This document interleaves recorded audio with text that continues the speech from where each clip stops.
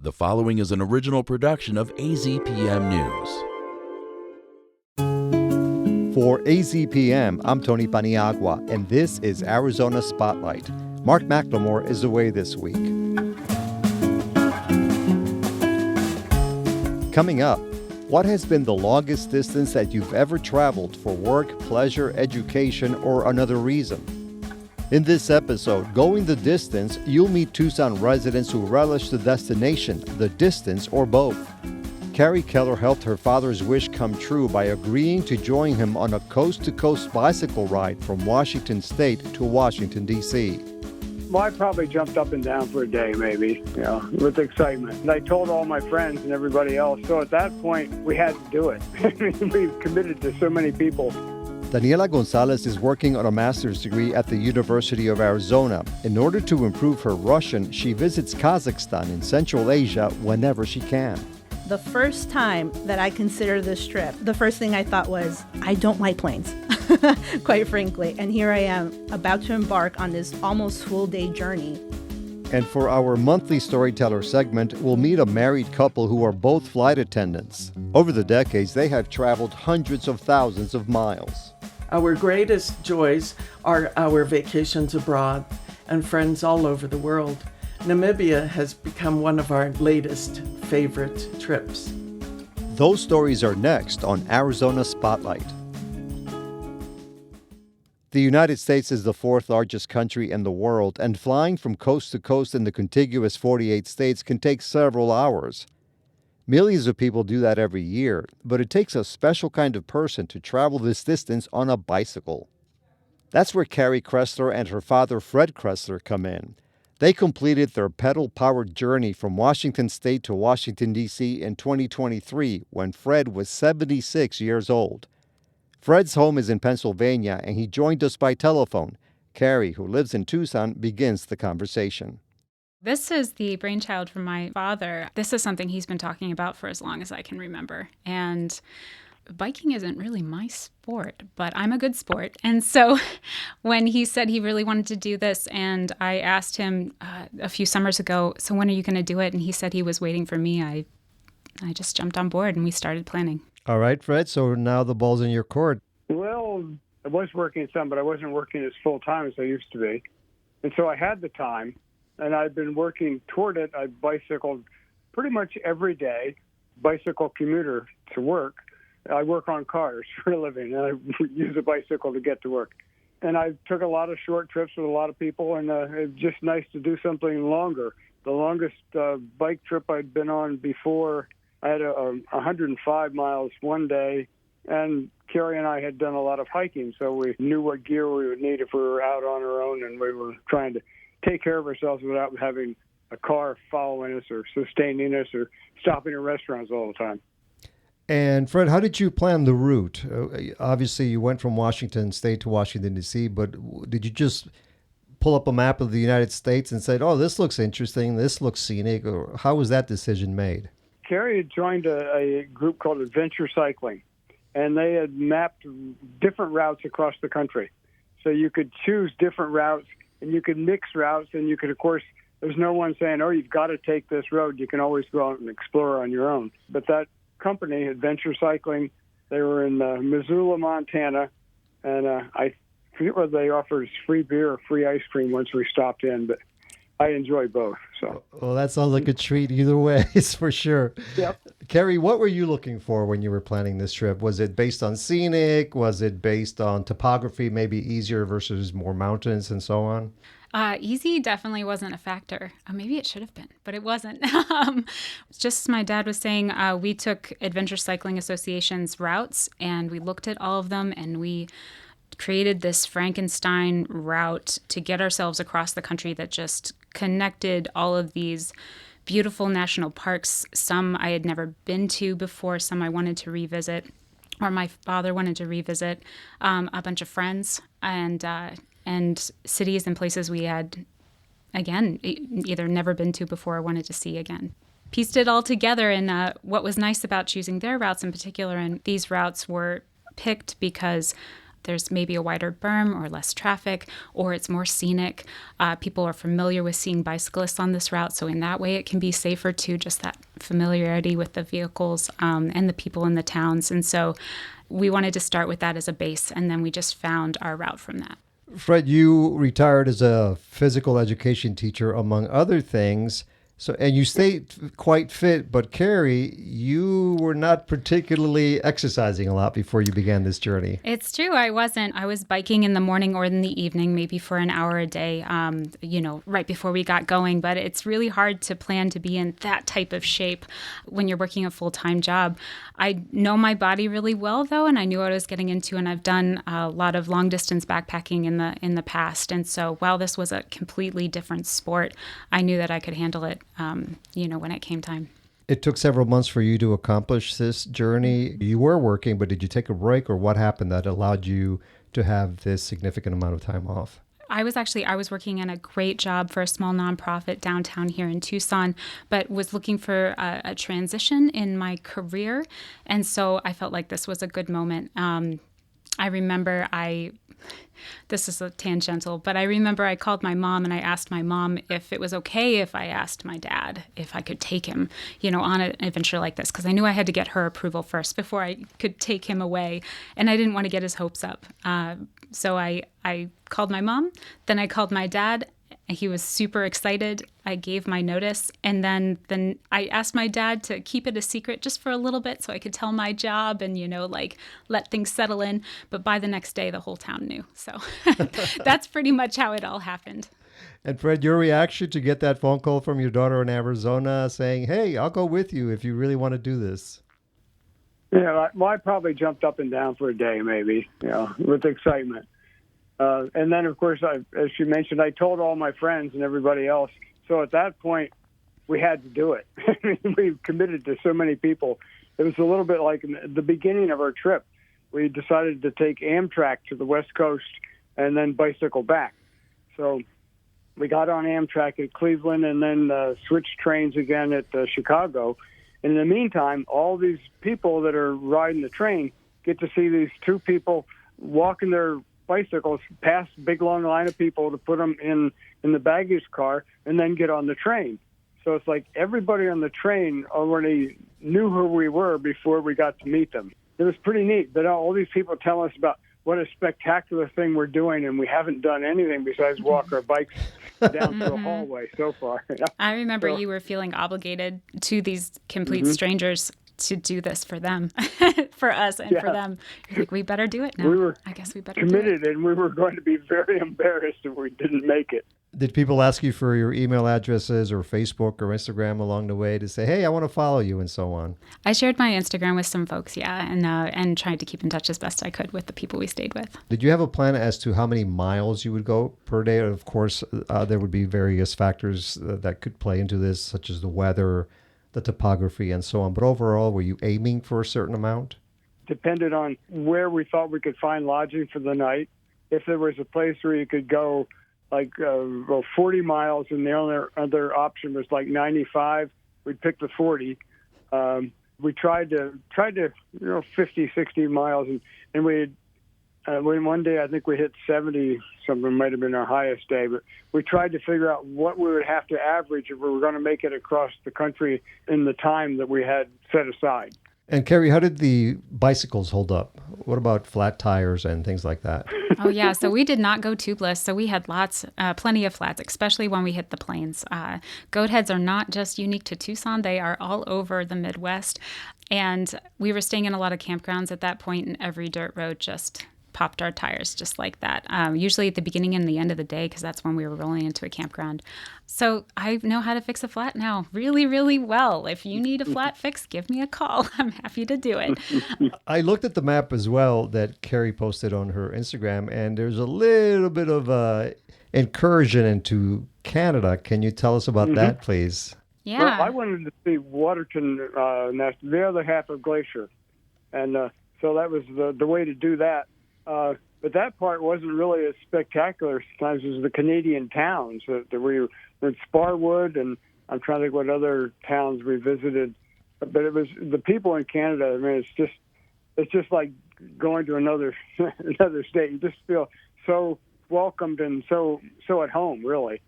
But it was just beautiful scenery, great people, and I could say that about the whole trip. It was beautiful scenery and great people. Carrie, I know that it's very difficult to try to reduce a 4-month adventure across the country and into Canada a bit into just a couple of thoughts. But what would you say would be the most memorable parts of your trip? The freedom. I mean, I woke up every morning and I recommitted to the trip, but it was much easier to recommit to the trip than to pack up my bags and go home. And I just love the simplicity of it, the freedom. I had less to worry about, just the gear on my bike and my dad and where we were sleeping that night, where we were getting our food, our water. It really simplified my life for 3 months, and I loved that. So that's what stands out to me. It was just like the feeling I got when I was out there was amazing. Of course, the sights were beautiful. I found the people were just incredibly kind. We really didn't meet anyone that I can remember that was unpleasant. It was just a wonderful trip. And to be able to do it with my dad, we haven't spent this much time together, Dad, since I was a teenager, and we've always been close. But I think that that's really precious. Fred? Yep, I'm sitting here nodding my head. Because the sights and the scenery just spectacular. There's one place we stopped in Cascades that just would take your breath away, and another place in the Tetons, which is, postcard type shots, just being there. But the neat thing was that there weren't any downsides. I was worried about crossing the Great Plains, thinking this will be boring. A 1,000-acre cornfield where one stalk looks like the next, you think you get tired of that. But we really didn't get that tired going through the Great Plains. In fact, we went a little bit faster maybe because it was a little easier pedaling. When we got back to Pennsylvania, one of the first sights we saw was looking across the river into Pittsburgh. And the city is just so gorgeous. And it used to be smog-filled and all that, and now it's just beautiful. And the scenery on the Great Allegheny Passage and the C&O Canal going into D.C., it's not a letdown at all after being out west. It just continues to be beautiful. Thank you for your inspiration and for your information, Fred Kressler from Pennsylvania and Carrie Kressler, his daughter, right here in Tucson. It's been a pleasure to talk to both of you, and congratulations on your accomplishments. Thank you. Thanks for letting us reminisce. Carrie Kressler is an outdoor industry professional who has worked in recreation, tourism, marketing, and other fields. Fred enjoys biking with friends and also tries to run 4 or 5 miles almost every day. Both say they would love to ride a bicycle across the country again, but right now, Carrie needs to focus on her career.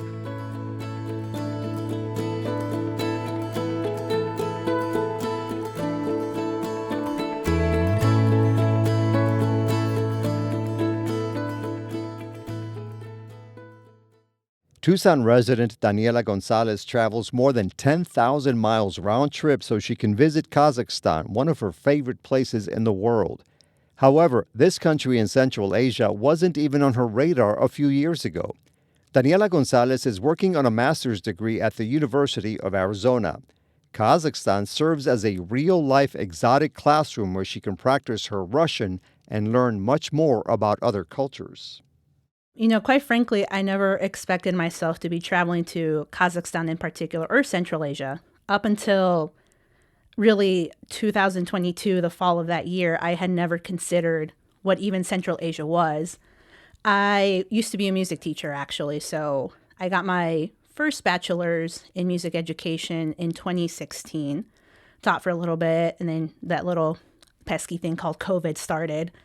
And once we were going back full swing and in person, and most school districts had gone back to in-person teaching and such, I decided I needed a bit of a change, just to kind of get out of the rut that I was feeling in during that time. So I went back to school. I went for linguistics originally because the goal at that time was to do forensic linguistics, which truthfully, I still kind of don't really understand what it is, but it just sounded really fun during that time. But I added Spanish translation interpretation because I figured that's a good way to still kind of work with people, because I think part of the reason I decided to teach was because I liked helping students.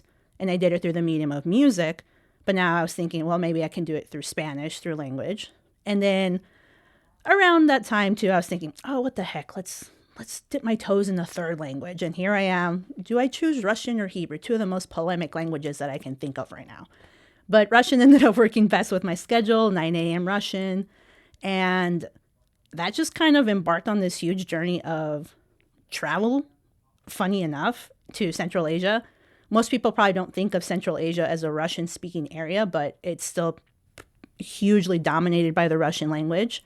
So that is one of the places that we can go practice Russian as American students. So I did a study abroad in the summer of 2023, Arizona and Kazakhstan. And what can I say other than like super great things? It's been a blast. And of course, these countries that you're speaking about, specifically the Russian-speaking nations, were at once republics under the Soviet Union. So now they are independent, but they kept that dominant language, or at least a co-language using the Russian language. Is that correct? Yeah, and I think most people kind of do treat it as a lingua franca. I know that if English cannot quite carry me the way I would like to, obviously, because it's not a predominantly English-speaking area, I can resort to my, quite frankly, terrible Russian, just because Russian is a very difficult language. It's a beautiful language and very like mathematical. And once you understand it, it's fantastic. It's very detailed to the point. But obviously, when you're first learning to speak it, it can be kind of difficult. So you've been traveling to Kazakhstan about once a year. Why don't you tell us about that experience, if you will, getting there and what it's like? Because I know it's a very far distance from here in Tucson. I was checking, it's more than 6 or close to 7,000 miles, depending on what part of Kazakhstan you're going to. It's the 9th largest country in the world. What are you thinking about when you are starting to board those airplanes on that long journey for you? The first time that I considered this trip, the first thing I thought was, I don't like planes, quite frankly. And here I am about to embark on this almost full day journey just to get to Astana, Kazakhstan, Astana being the capital of Kazakhstan. And I have to admit, I was very, very nervous at first, Tony. I was incredibly nervous. But the bigger the plane, the better, because it's less rickety during turbulence and stuff.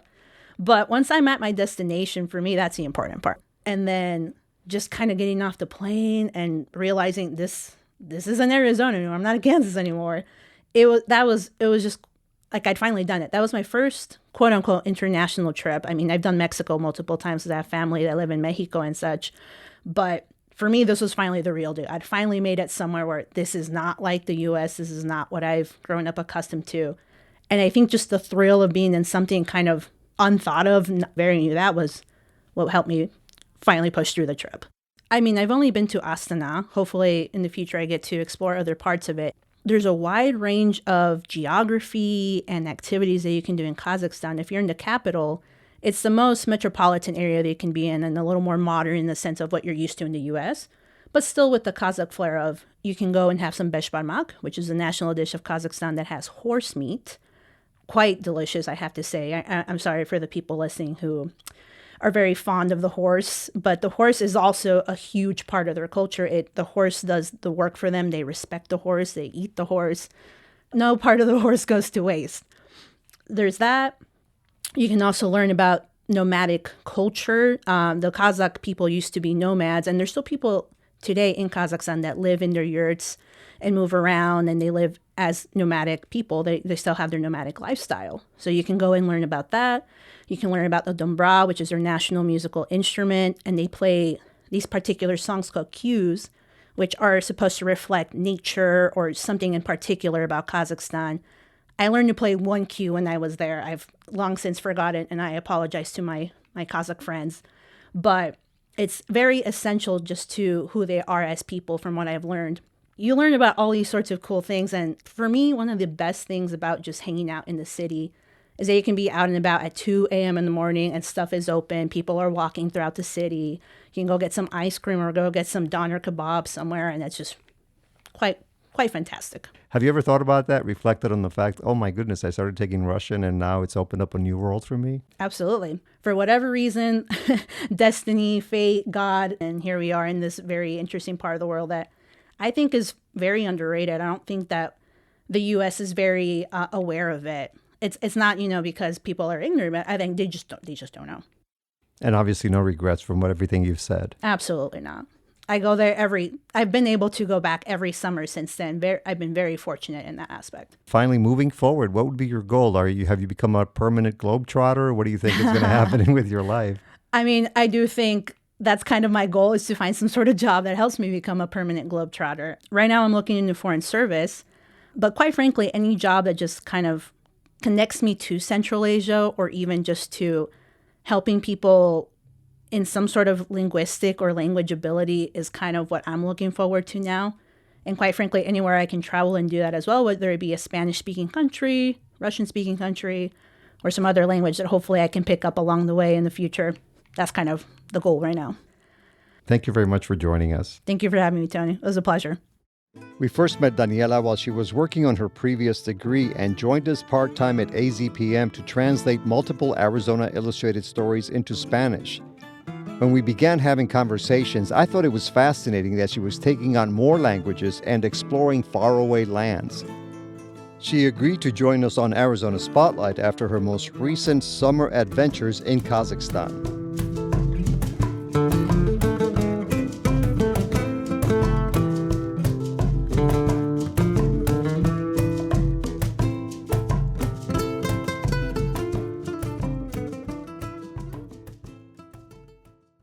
There's something very powerful about personal voices sharing a true story.